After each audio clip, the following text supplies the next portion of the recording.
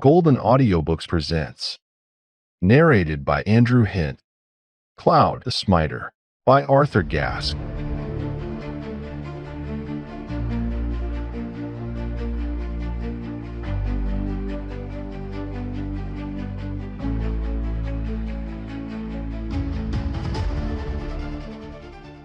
Chapter 7.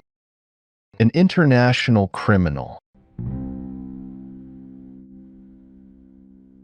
It would express little to say that the inspector was anxious during the next day. As he had told himself plainly, he was a gambler, and he was risking everything on a single throw. Chance, that wayward goddess, alike of the timid and the brave, had done her kindest to him, and like a wise man he was exploiting her favors to the full. Adventure was appealing at its boldest to him, for he was quite aware that in not arresting the tenant of the White House, at once he was risking all that might make or mar him in the end. He knew enough now to justify that individual's arrest any time, and if by so long withholding his hand he allowed the wretch to escape from the meshes of the law, he would be blamed, and rightly blamed, for sacrificing everything to his own personal ends. But the inspector had been brought up in a hard school, and all his life long he had so plainly seen that success goes only to him who is prepared to take risks. Courage, he believed, was the quality that always counted for most in the end. As he had said he would, he shared the vigil round the White House that night, and with the 3 detectives by him, made sure that in the dark hours neither of Messrs. Eady and Martin broke away. All night long, everything was quiet as the grave, but in spite of its lack of incident, the watch, to him, was not uninteresting. It recalled so vividly those mighty days in France, and yet, with such a difference. In all the world over, there can be nothing more beautiful than an Adelaide summer night. All things so lend themselves to the perfect harmony of paradise on earth. The warm, soft air, the scent of ripening fruits, the incense of the sleeping flowers, the gentle moonlight on the sea, the rest, the quietness, and the sweetness of it all. He rang up Miss McIver the next afternoon and received one little interesting item of news. Martin had very nicely, she said, been over to inquire about the chauffeur's injury. He had come over just after breakfast in the morning. Mrs. Carter had happened to meet him in the garden and had told all that she knew, with perhaps just a little bit more besides. Her aunt, she was quite aware, added Miss McIver, never willfully exaggerated, but she was one of those ladies who always like to embellish everything a little, and who also always like to appear well in the know. So, Mr. Martin had gone away that morning with quite a full and circumstantial account of all the injuries the unfortunate chauffeur of Clyde House had received, Mrs. Carter making it no secret either that, in her opinion, things were much worse than had officially been given out. The girl gave a gentle little silvery laugh as she was explaining everything, and for the moment the much worried inspector had forgotten all his troubles in the music of her pretty voice. The same evening he was again taking his share in the watch, but it must be confessed at once that his thoughts that night were far more often with the mistress of Clyde House than with the probable murderer of her uncle. What a lovely girl she was, he told himself 100 times over, and how ridiculous were the barriers that prejudice and custom had placed between them. She was just the girl that he could love, and he felt that he could make her happy too. He was strong and self-reliant and protecting, and she was of the new type of woman that would come glad and clinging to his arms when once the cold reserve of pride had given way. She was just the woman made for him, he thought, for he would understand her. He could see the soul within her eyes. And just because he was a policeman and he was poor, neither of which things made him any the less a man, he must look askance at her as if they were both of them quite different beings, born in quite different worlds, and not man and woman still together. It was a rotten thing. The morning following was an extremely anxious one. The mail from Sydney was due to arrive just before 11 o'clock, and it was in high concern that he awaited it. He was building so much on that letter, on the possibility that when it did come, it would contain some certain information to link up with the man they were shadowing. But at the same time, he made up his mind that, whether it came or not, it would not do for him to withhold his hand any longer. That afternoon, he would have to make an official report to his superior, and once he had disclosed all he he had already discovered, he was quite aware that the whole business would be taken out of his hands. The Melbourne Express was, of course, very late that morning, and he was doing his best to reconcile himself philosophically to a disappointment when suddenly the much-longed-for letter arrived. He breathed a deep sigh of relief as it was brought to him. Yes, the Sydney postmark right enough, and in the well-remembered handwriting of his old friend Larose, too. He opened the envelope quickly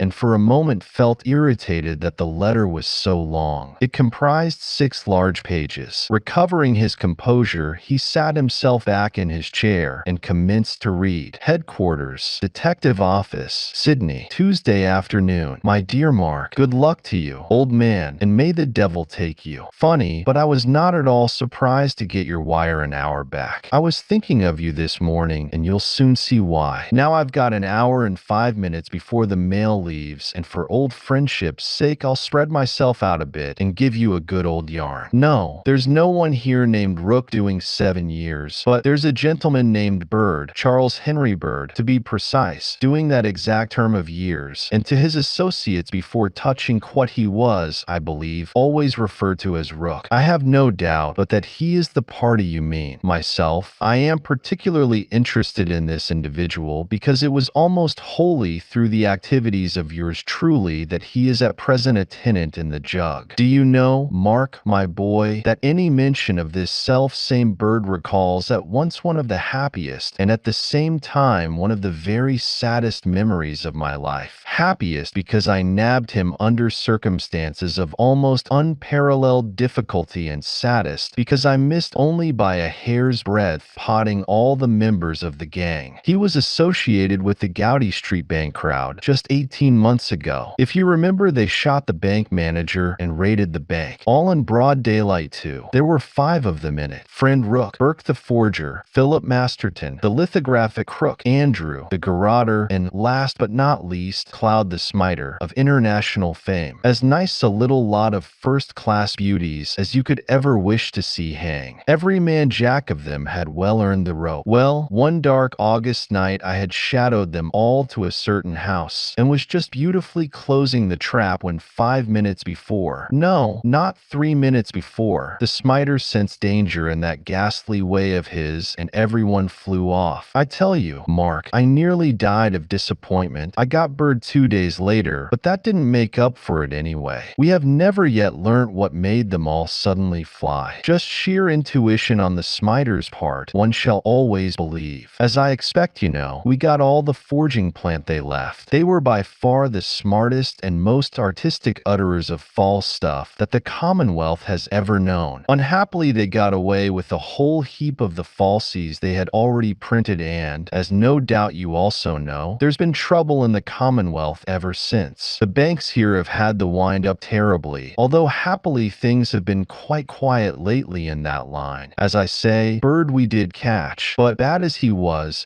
quite the gentleman of the lot. Of the other 4 devils, we have never heard a thing since that night when they escaped. Never a sign nor a sound has come out of the darkness that seemed to completely swallow them up. How they got out of the state goodness only knows, and where they are now it'd be worth almost a king's ransom to find out. I am telling you all this so that you may understand the importance of what follows. Well, you want to know something of these men, these pals of Rook, now doing 7 years hard. I have met all of them separately at different times, and if I had not foolishly held my hand too long to nab them all together, I should have at least had 3 of them, if not all the lot. Burke. Nathaniel Burke is an old lag and has done 3 years for burglary. Convicted, Brisbane, January 1913. He is about 35 now. Tall, very dark, slight build, stoops a little, drinks, racecourse cheat, wanted on several counts. Attempted murder, Bathurst one. Philip Masterton, 30 or 31, on the small side, fair, pale complexion, light blue eyes, very clever lithographer, at one time bank clerk, specializes in bank work. Bill forger, badly wanted, Brisbane, £300 reward offered, Queensland Bank. Andrew, Christian name not known, but believed to be Alfred, age under 30, medium stature, wiry physique, good looking, olive complexion, big dark eyes, believed to have been born Singapore, robbery with violence, special Speciality: garroter, wanted Queensland. 2 verdicts: willful murder out against him. Desperate character: teetotaler and vegetarian. Believed to be a drug taker. Marvel at disguising. A most capable lieutenant of the gang. Joseph Arthur Cloud, known to his associates as the Smiter, the gem of all the lot. An international criminal, wanted in 3 continents. A great artist in crime. Born in city of New York. Highly educated man. Bachelor of Science and Doctor of Medicine. Harvard University. Age 42. Just above medium height. Inclined to stoutness. Believed to be getting fat. Rather heavy features. Pale complexion. Square face with massive jaw. Broad forehead. Prominent brows. Large eyes. Grayish blue. Rather expressionless. Very quiet voice. Has scar from bullet wound in fleshy part of right arm just below the elbow. Looks like priest, butler, consulting physician, or lawyer. Speciality: all kinds of crime. Murderer, forger, bank operator, robber with violence, counterfeiter. Wanted particularly United States, New York, British India, Lahore, and Sydney, New South Wales. Rewards offered: United States $10,000, Lahore 15,000 rupees. Bankers Association, New South Wales, £2,000. But Mark, my boy, do you really want me to tell you anything more about this remarkable man? As a budding criminologist yourself, his history ought to be fairly familiar to you. Perhaps, however, your war duties were engrossing you at the time he was becoming famous. His life has been so crowded with events that with all the interest that even I took in him, I have forgotten quite a lot. A first-class Yankee crook, he escaped from Sing Sing prison about 7 years ago and worried the authorities in the United States quite a lot until he suddenly transferred his attentions to British India. He operated there in one way and another for about 4 years until the place got too hot for him, and then he landed in this benighted Commonwealth to give us a turn. His career here has been much the same as in India and the United States, except that here he has specialized particularly in bank work and forged treasury notes. We would give anything to get hold of him, for not only is he fearless and capable himself, but also he is a great organizer of crime. The almost complete success of the long series of bank robberies that he and his associates carried out over here about 2 years ago was a stunning blow to the banking world, as witness the reward of £2,000 on offer for his arrest. We know a good bit about him, for from time to time we have scooped in not a few of the men who have been helping him, although I must say we have never found any of them particularly anxious to give him away. Curiously enough, they have a great respect for him and are devilishly afraid of him too. They say he instantly punishes anyone who disobeys, and certainly there were several mysterious happenings to certain of his band 2 years ago when he was operating over here. He never hesitates in the use of the pistol himself and is twice wanted here on the capital charge. Well, friend Romilly, you know now, if you didn't know before, exactly what the Smiter is like. He is capable of any crime that for its success requires to be boldly and fearlessly carried out. That's why I was thinking of you this morning long before your telegram came. I was reading about the McIver case and you being in charge. Just such a job as the Smiter would love. I said to myself, if he were acting on his own. So here's luck to you. And if you see anyone at all like Mr. Joseph Arthur Cloud in your neighborhood, just you nab him at once. But be careful, my boy. Be very, very careful. In a tight corner, he's a man who shoots on sight. He shoots from the hip too. They say he carries poison about with him and has boasted no one will ever take him alive. So he's a nice beauty for anyone to have anything to do with. One thing, as I've told you before, he's a holy terror to get near to at any time if your intentions are not friendly. He's got a sense, an extra sense that seems always to warn him of danger. He's had escapes without number and escapes by so narrow a margin that it's quite incredible how he's managed so many times to get away. The very slightest thing is sufficient to warn him and he vanishes at once. Mind you, he's always got another hiding place ready prepared. Really, you will think I am dotty to have written you all this, but I have special reasons for being so discursive. I feel sure you would not have worried me about Rook's associates if you had not happened to have one of them in your mind's eye in connection with this present case of yours. And if you have got one of them, it can only be the Smiter. The strangling of that poor old man at Glenelg has all the special essential features of the Smiter's daring when he is acting solely on his own. Well, goodbye, old chap. Think of me when you next crack a small bottle. Your old pal, Gilbert Larose. P.S. The Smiter was professor of jujitsu once, and if you lift your fist to strike him when he's ready for you, in 9 cases out of 10 he'll just reach out and break your arm. He's got muscles of drawn steel. Andrew's a bad man to tackle too, so look out for either of them. There was a long silence, and the inspector sat quiet and motionless in his chair. Fate, fate, he muttered at last. How inscrutable are so many of the ways of this bad old world of ours. Escape and immunity for so long, and then he shrugged his shoulders as if giving up the problem. Just one chance word and the whole castle of good fortune crashes to the ground. The law gets busy and the hempen rope begins to swing. He whistled softly to himself. Cloud the Smiter, but what a find. He rose briskly to his feet. Now for the chief, he muttered with a grim smile. His mightiness will be delighted with the little present I am going to give him. Let's hope he'll only be grateful too. J.A. Cloud is a big fish for any net to draw in. The inspector paused suddenly and looked troubled. But it's a pity, he added to himself, a great pity we couldn't have landed the whole gang. For some moments he stared meditatively out of the window, and then, turning, his eyes fell thoughtfully upon a large map of Australia that hung upon the wall. It's a big country, he remarked slowly, but I wonder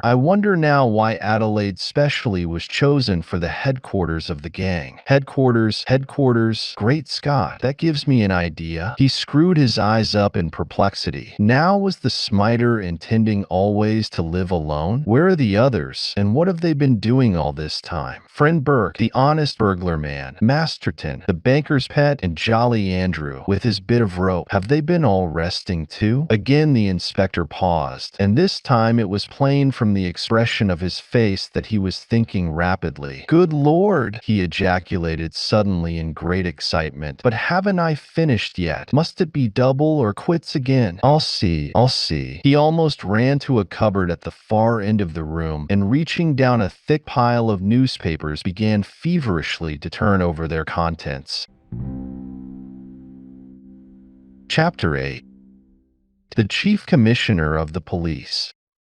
It had been 11:30 when the inspector had finished the perusal of the letter from Sydney, but it was fully 2 o'clock before he actually presented himself before the Chief Commissioner of the Adelaide Police. Inwardly, he was seething with excitement, but outwardly there was no sign of any emotion upon his face. He was just the cold and formal inspector making a report to his superior, and he was calm and official after the manner of his kind. Well, what is it, Inspector? Asked the chief rather irritably. Have you anything about the McIver case yet? I have found out, sir, replied the inspector quietly, that J.A. Cloud is living in Glenelg. The J.A. Cloud wanted in Sydney. He is living close to the house where Mr. McIver was murdered. He has been there for nearly 10 months, and there is every probability that he is the man we want. The chief commissioner sat bolt upright in his chair. What? He exclaimed incredulously. Cloud, the Sydney man, the one wanted over the Gowdy Street Bank affair, down here? Yes, sir. Cloud, the Smiter, the leader of the gang. He's living at present as a gentleman of means in a house he actually rented from the man who was killed. The two were on friendly terms together. The commissioner stared hard at his subordinate. You've got him here then? He asked quickly. You've taken him up? No, sir. I've only just learnt who he is, but he's under close surveillance and won't be able to get away. He's J.A. Cloud, right enough. Good heavens, ejaculated the commissioner. You certainly have got something this time. Then he added anxiously, but you're quite sure, Inspector, quite sure that he's the man? Quite sure, sir, replied the inspector quietly, but it'll take some minutes to tell you all. The story's rather involved. The commissioner took off his glasses and proceeded to polish them carefully upon his handkerchief. No hurry, Romilly, he said kindly. kindly. "Sit down and take your time. If you're only right, it'll be a great day for us here." The inspector placed upon the table the bundle of papers he had been holding, and drawing up his chair, sat down. He moistened his lips with his tongue and then, fixing his eyes upon his superior, began his report in quiet and even tones. "Last year, sir, according to our records, at 20 minutes past 2 upon the morning of Tuesday, the 8th of January, a man was picked up in an unconscious condition by Constable Lodge in the roadway just opposite North Terrace Station. He was taken to the Adelaide Hospital and was found to be suffering from concussion. It was supposed he had been knocked down by a motor car. There was nothing at all in his pockets, and for the time being there were no means of identifying him in any way. For a week he was unable to give any account of himself, and even then he had apparently no clear recollection of what had occurred. But inquiries soon came in about him from outside, and he was claimed by his relations from Sydney, and when able to travel was taken back by them there. The inspector here looked down upon the papers before him on the table, and this apparently, from the discharge book of the hospital, took place on the ensuing February 6th. Well, sir, for the moment I have not thought it necessary to go further into the identity of this man, but last week on Thursday I received a letter from him, dispatched 3 days previously from Sydney. I have the letter here, and it is an extraordinary one. He says he is induced to write to me personally because of an illustration he happened to see in one of the Sydney newspapers. It appears he came across a photograph of the house in which Mr. McIver was murdered, and he writes that the sandhills about the place reminded him of a dreadful adventure he had, or dreamt he had, over here a little more than a year ago. He warns me frankly, however, that he is supposed not to be quite right in his mind, and that no one will give credit to what he says. His story is this. He believes he was bicycling one evening along the military road between Semaphore and Grange when he overheard two men talking about a friend of theirs who had been sentenced to 7 years penal servitude. Curious, and suspecting they themselves were evil doers too, he followed them to a lonely bungalow among the sandhills and tried to spy upon them through the shutters. He was discovered, however, and dragged inside, for men questioned him, and then he was locked up in a woodshed in the yard. Terrified at the thought of what they might be going to do to him, he broke down the door and tried to escape. They fired at him with a pistol, and believing him to be dead, they then threw him into the sea. He drifted as far as some pier, probably Henley Beach Pier, and then dragged himself ashore and started to walk back to the city. The inspector paused for a moment and shrugged his shoulders. That, sir, is all he remembers. The chief commissioner looked puzzled. An extraordinary story, Romilly, he remarked drily, and it strikes me as an improbable one too. Last Tuesday, sir, replied the inspector quietly and ignoring the comment, we found the bungalow exactly as he described it, about 2 miles from Semaphore, and in the yard there was a shed the door of which had at one time been undoubtedly violently broken down. Great Scott! Exclaimed the commissioner in some excitement. Then it was true then? Perfectly true, sir, at any rate in every particular that we have been able to follow up. And who is living there now? Asked the commissioner quickly. Any of the 4 men? The inspector shook his head. New tenants, sir, a man and a woman and 3 children. They have been there since March 5th last. Their predecessors, I learnt, moved away on the previous day, March 4th. Go on, said the commissioner, and come to the point. The inspector resumed his narrative. Well now, sir, I come directly to the McIver case. From the first moment there I was of opinion that the murder had been done by someone intimately acquainted with the house, by someone who knew all the ways of the inmates and who was quite aware of there being a large sum of money in the house on that particular night. Everything about the crime pointed to a careful and methodical preparation, and yet I knew the preparation could have only been, at most, a matter of a little over 24 hours. It was on the Friday that Mr. McIver received an unexpected check of £300 and announced to his friends his intention of giving the money a run at the races, and it was on the Saturday that the watchdog of the house was drugged. It was in the short interval, then, of these intervening hours that someone had prepared and completed his plans. I at once made searching inquiries as to whom McIver had been brought in contact with on the Friday, and was interested straight away, for several reasons, reasons in his friend and neighbor Mr. Charles Eady, the tenant of the White House. The White House is only distant about 300 yards from the scene of the murder, and Miss McIver told me it was occupied by this Mr. Eady and his servant, a man called Martin. Eady had been quite friendly with her uncle and had dined and lunched with them upon several occasions. He was, I was informed, a gentleman of independent means, an artist for his own amusement, and had been residing there for about 10 months. As far as I could gather, he was quite a reputable person and was well respected by everyone in the neighborhood. I interviewed him, however, and his manservant too, and the similarity of a chance remark they both made roused my suspicion that they had something to hide. I had the house watched therefore by two of our men from the window of the McIver garage, and they wrote down hour by hour everything exactly as it occurred. The inspector paused here for a moment and then, resuming his narrative, dropped his voice to a very low tone. Then we found, sir, that although all the time we were supposed to be watching two persons, actually we were only watching one. The master and the servant were the same man. What do you mean? Asked the commissioner sharply. That there was only one man living in the house? Yes, only one. The master and his servant are identical. It is one man in two disguises. There is no doubt about it. The proofs are quite conclusive. Good Lord, ejaculated the commissioner. That's suspicious anyhow. Yes, sir, and remember that for 10 months the deception has been going on. Day upon day for the past 10 months this man at the White House has been continually changing his clothes, just like a jack-in-the-box. He has been altering his appearance at least a dozen times a day, even to his sets of false teeth. You are quite sure? Asked the commissioner thoughtfully. What is the nature of your proof? The inspector picked up a number of sheets of paper pinned together and handed them across the table. Here, sir, he said, is the record of several days watching from the garage. 194 entries of what took place in the garden and on the veranda of the house. 194 entries to report, and yet never once you will notice that the master and servant are seen together at the same time. For a few moments the commissioner scanned quickly over the papers, and then his face broke into a broad smile. Remarkable, Romilly, he exclaimed, and very clever of you, I must admit. He tapped the papers. Putting everything down like this in black and white was quite a master stroke on your part, and it brings absolute conviction to my mind. When you were telling me just now, I confess I wasn't over much impressed, but with these entries before my eyes, the whole thing stands out as clear as day. Of course, the man is hiding right enough, and the dual personality is a wonderful idea. It takes away all the gossip and the interest that would be centered round a man who lived alone. Yes, sir, said the inspector. Everyone would be curious and suspicious about a man who lived by himself. They would be wondering about his occupation and his source of income, and what also made him come to live there at all, but the inspector shrugged his shoulders. A gentleman and his manservant. Well, what could be more harmless and respectable? When was this watch kept? Asked the commissioner suddenly with a frown. I ought to have been informed what you were about before. I only put them in on 4 days ago, sir, said the inspector, speaking very rapidly and feeling rather like a man who was skating over thin ice. And it was only 2 days ago that I became really suspicious. Then in the middle of it all I received that anonymous letter, and there is one thing there I forgot to tell you. The writer described one of his captors that night in the bungalow, and apparently the one in authority there, as a man who looked like a butler. Well, the description is exactly that of the manservant in the White House. The commissioner nodded his head. Go on, he said. What comes next? Well, sir, I come now to what indisputably links up everything together. You will remember that I told you the woman in the bungalow near Semaphore informed us she had moved in there on the 5th of March last, and that the tenant before her had left only the previous day. Well, directly I got that letter I went up to Clyde House and saw Miss McIver. I asked the exact date when this Mr. Eady had come to live in their neighborhood, and, looking into her late uncle's diary, she informed me at once that it had occurred as I expected on the 4th of March. He had given no references, but had paid 6 months' rent in advance. The commissioner whistled. Did you give Miss McIver any hint of your suspicions? Did you let her know in any way, I mean, That you were of opinion this man Edie was a man of criminal character? The inspector got a little red. I told her everything, he said firmly. She is a woman you can trust. Go on, said the commissioner, without any comment. What did you do then? Meanwhile, continued the inspector, I had wired to Sydney, to my friend Larose. I know him very well. Ah, Larose, commented the commissioner, the great Larose, the wizard detective as they call him. But why did you wire particularly